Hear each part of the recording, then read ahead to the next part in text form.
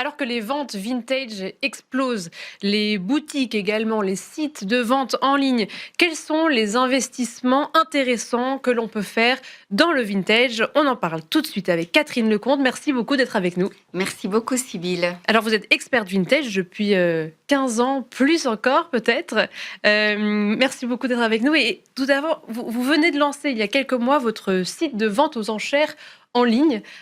Pourquoi est-ce que vous avez senti déjà qu'il fallait recréer ce site de vente en ligne il y a quelques mois? En fait, ça fait plus de 15 ans que j'ai lancé mon activité, donc principalement de l'achat-vente, avec un projet initial qui était quand même d'un site de vente aux enchères. Bon, le projet a mûri pour aujourd'hui finalement vraiment se mettre en place. Ça fait 5 ans que je fais partie d'une chambre d'experts à Paris, spécialisée donc en bijoux couture et maroquinerie de luxe, maroquinerie et accessoires. Et j'ai été démarchée l'année dernière, début de l'année, pour faire de l'expertise pour une maison de vente à Paris. Et puis finalement, je me suis dit, mais non, moi j'ai envie finalement d'organiser mes propres ventes, où la marchandise est hyper sélectionnée et où j'ai également la possibilité de faire découvrir des choses. Alors, j'ai mon but via ces ventes aux enchères, c'est en fait, c'est de faire découvrir, de donner envie d'investir, mais de porter aussi les pièces et puis après de pouvoir les transmettre. Donc, il y a tout un cheminement parce qu'aujourd'hui, l'investissement, c'est très compliqué en ligne. Comme vous dites, il y a énormément de choses. C'est ça. Et d'abord, on voit tous les prix. C'est ça. Donc, comment savoir quel est le bon prix? Et puis après, on ne sait pas bien voir sur photo. Enfin, je trouve qu'en fait, il faut être marchand pour acheter en ligne. Parce que je trouve que c'est hyper compliqué, tellement qu'il y a des objets qui sont faux. Donc, on est dans un marché où les faux pullulent. Alors, on parle de... ben oui, il y a des systèmes maintenant avec l'IA pour avoir les certificats. Personnellement, j'y crois pas. Je trouve qu'il faut voir les pièces, il faut les toucher, il faut les sentir. Surtout que, par exemple, quand on est... Et les poinçons, la même chose. Donc, les bijoux Chanel, il y en a une quantité de faux. Et on est dans une qualité en plus qui est loin de ce qui était vintage, ce qu'on appelle du vintage au niveau qualité. Qu'est-ce qu'on appelle du vintage? Parce qu'on a l'impression que tout est maintenant vintage, vu l'offre qui est possible. À partir de quand est-ce qu'on peut parler de vintage? Est-ce que vintage, ça veut dire que c'est forcément un sac ou un bijou qui a une certaine valeur? Qu'est-ce qu'on appelle vintage exactement? Alors, vintage, ça peut être vu comme... Enfin, il y a deux façons, je pense.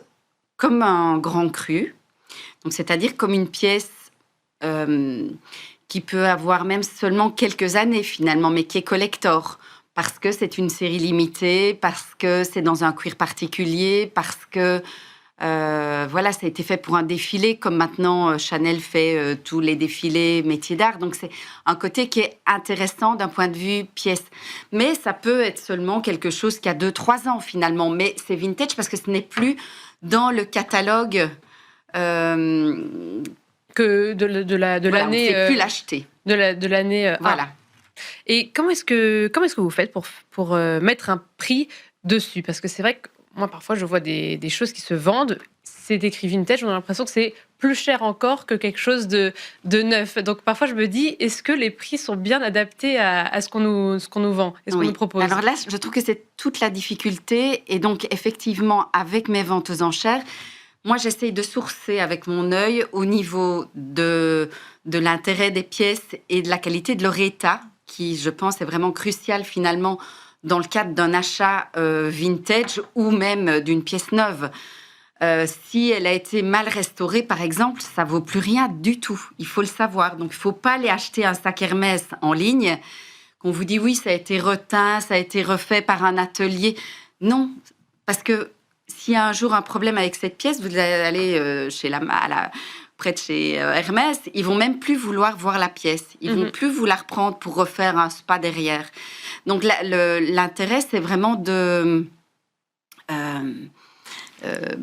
s'assurer, et c'est ce que je veux faire via mes ventes, c'est de s'assurer de la qualité de l'état des pièces, que ça n'a pas été mal restauré ou restauré, et puis après de commencer un prix de départ d'investissement. Donc, c'est-à-dire, par exemple, un Kelly Hermès. Alors, on va pouvoir le trouver, par exemple, un beau modèle vintage en box noir.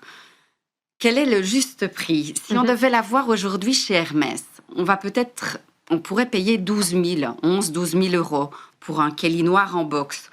La seule chose, c'est qu'on ne sait déjà pas l'avoir.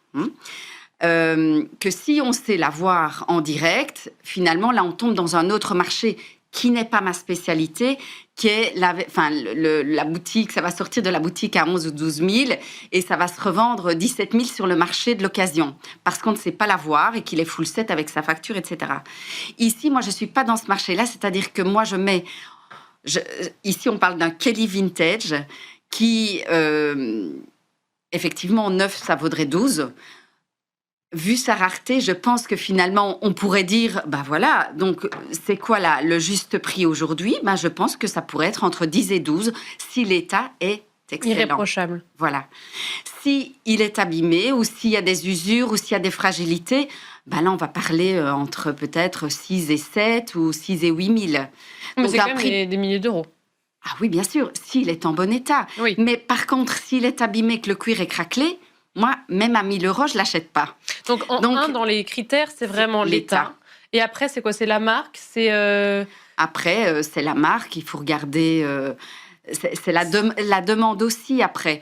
Mais moi, mon but, c'est pas que de parler d'Hermès via mes ventes. C'est aussi de montrer une très belle pochette art déco qui est une pièce unique et qui va donner envie aux gens d'aller aussi découvrir d'autres choses. Parce que le marché, il est inondé de pièces Chanel, de pièces Hermès.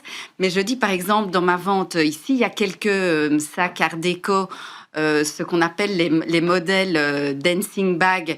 Donc, ce sont des petits compacts. C'est juste exceptionnel. On en trouve très, très peu sur le marché. Si on regarde la tendance des derniers défilés, il y a de nouveau des petits sacs aussi. C'est hyper intéressant et au moins, on a quelque chose de différent.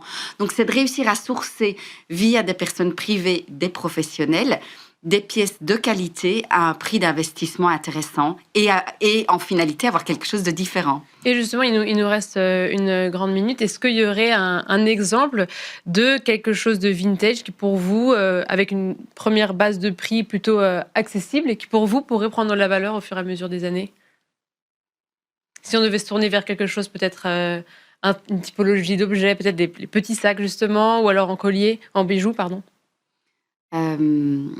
Alors, c'est hyper difficile à dire. Je pense que tout est une question de prix. Donc, par exemple, ici, à la vente, il va y avoir certaines pièces. Il y a un Gucci assez exceptionnel c'est un modèle Tom Ford de 2002, qui est en alligator, qui est un grand modèle, une pièce de défilé. Le prix de départ, ça va être 2 000 euros. Ça, déjà, je peux vous dire que dans la boutique, ce genre de pièce valait plus de 10 000, qu'il est dans un état irréprochable. Oui, ça, c'est une pièce d'investissement. Donc, je veux dire, ce n'est pas comme s'il y avait uniquement une marque. Mais donc, je pense qu'il faut avoir une bonne connaissance des prix en boutique aujourd'hui. Et puis, regarder sa rareté, son état. Et puis après, ce sont des coups de cœur. Bien donc, sûr. le but, je trouve que c'est ça aussi. Et ce serait pas grave, du coup, de les porter pour terminer là-dessus, parce que vous disiez Non, que il faut les porter. Donc, pour moi, c'est découvrir, investir, les porter. Parce qu'aujourd'hui, on ne collectionne plus. Aujourd'hui, les gens, ils ont besoin, ils veulent investir. Mais ça n'a pas de sens sans les porter. La seule chose, c'est qu'il faut être hyper quand même prudent dans ce qu'on fait pour qu'il y ait cette possibilité de transmission et que la valeur reste belle, intéressante. Merci beaucoup, Catherine Lecomte. Je rappelle que vous êtes Cécile. experte vintage. Merci d'avoir été avec nous. Et merci à vous beaucoup. toutes et tous de nous avoir suivis. Merci. C'était Arrêt Marché.